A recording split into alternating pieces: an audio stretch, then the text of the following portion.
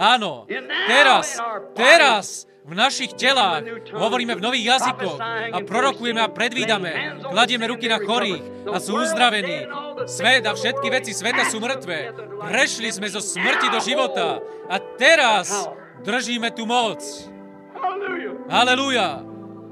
V to ráno z mŕtvych stania, keď budú prelomené pečate smrti, povstaneme. Halelúja, povstaneme. Amen. Nie je dosť diablov v pekle, aby nám v tom zabránili. Sme predurčení od Boha na túto hodinu. Slovo Božie sa samo manifestuje rovno cez nás a my žijeme v prítomnosti Božej skrze slovo zasľúbené od Boha. Neexistuje diabol v pekle, ktorý by mohol zabrániť, aby som nepovstal. V to ráno predo mnou nemôže zavrieť žiadne dvere. Pečate boli zlámané. Halelúja!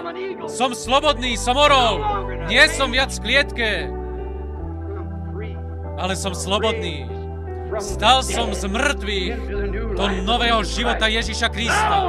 Nie len ja, ale každý muž, žena, chlapec alebo dievča, ktorí tu sedia, každý, kto bol naplnený do tohoto Ducha Božieho, je novým stvorením Kristovi a si orol.